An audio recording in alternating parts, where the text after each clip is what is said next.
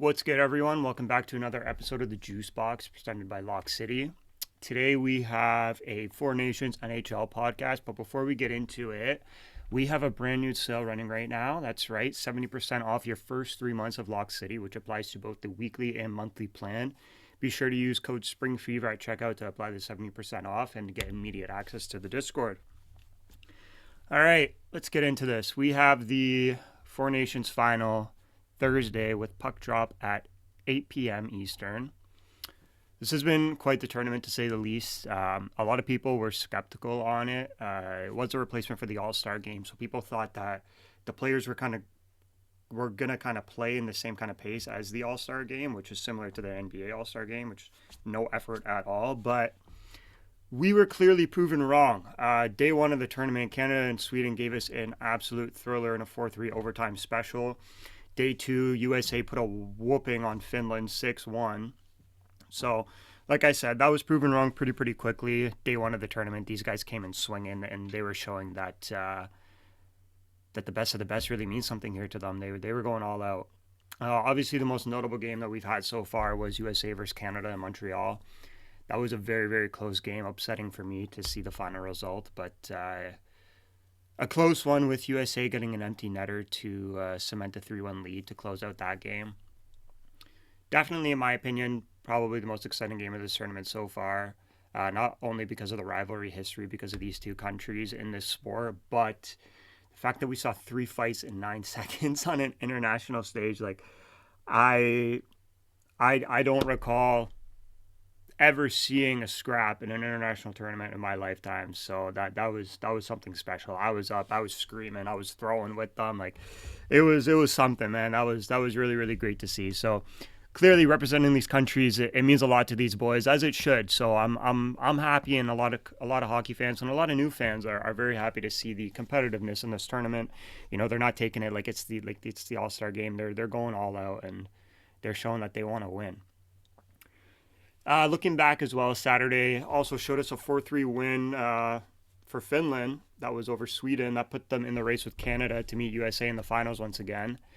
That game on Monday with USA and Finland brought some extra nerves, especially in those last 4 minutes where it seemed like Canada was going to choke and blow the lead. But Sidney Crosby, can always rely on him. He put on his superhero cape, went out there and got the empty netter to cement that victory and their advancement to the finals to rematch USA once again. Monday night also brought us a very shocking result between USA and Sweden. Although USA was playing short-benched, a couple of their notable players facing injuries. I know Matthews was out with some upper body injury or something. Matthew Tkachuk was out from the injury he was dealing with in the game against Canada. But Sweden came out on top. Sweden came out 2-1. They banged him up good. I'm pretty sure Brady Tkachuk got pretty banged up. I think he's day-to-day right now as well. So something me as a Canadian, I absolutely love to see that. It was a meaningless game for the U.S. I get it, but bragging rights go to Sweden, and we're getting a banged-up team coming into this final.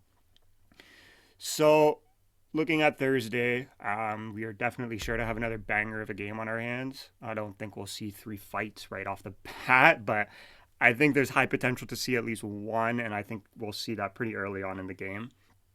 Looking at the odds right now, it's completely even, -110 for both teams to win money line straight up. But let's take a look at the teams here. So let's look at Canada. They got a 2-1 record in this tournament entering this game. They're coming in with the same roster as their first game against USA, but with a slight twist here. We got Cale Makar back in the lineup, which is absolutely massive. He's probably the best defenseman on this Canadian team. It was a tough loss losing Shea Theodore, but Travis Sanheim has been a pretty good replacement. Even Thomas Harley was looking very good in his replacement for Cale Makar against the U.S.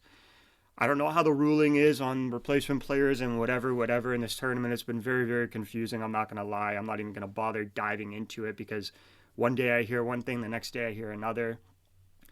If we could possibly see Thomas Harley instead of Travis Sanheim, it wouldn't be a bad idea, but both of them are good options as a backup for Shea Theodore. I think Sanheim is most likely going to be the one to play against the USA.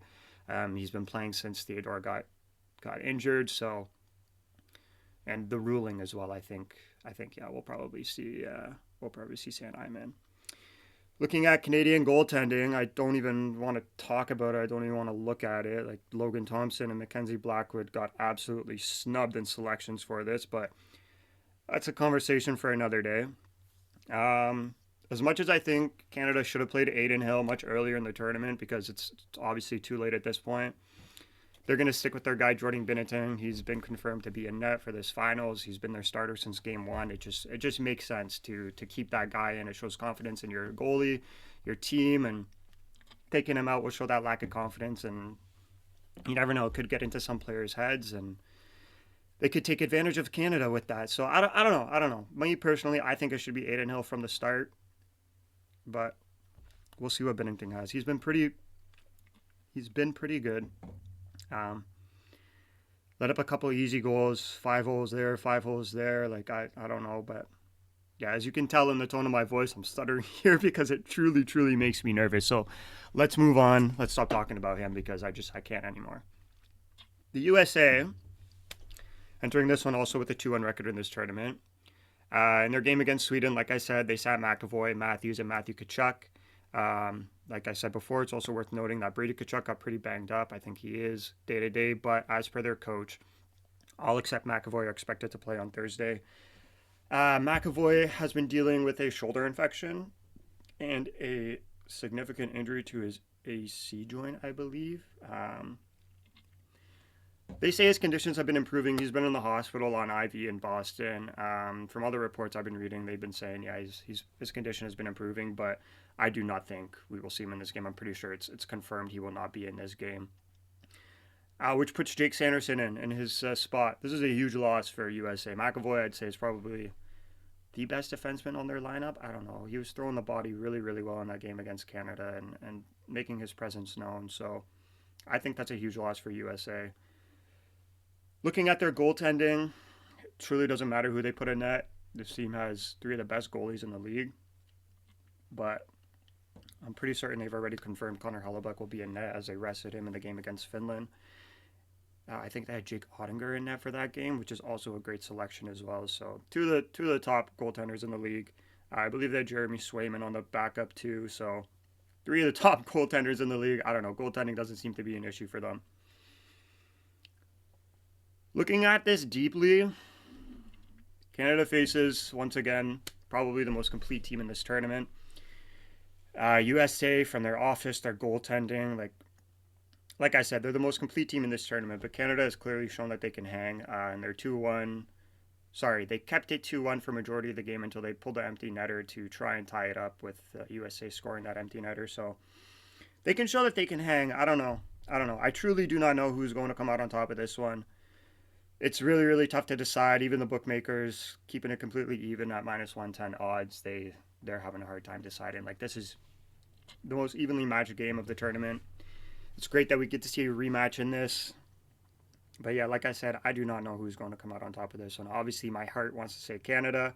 Obviously, I'm going to be rooting for Canada as a Canadian. But like I said, I just don't know. What I do know is that we're in for an absolute banger of a game.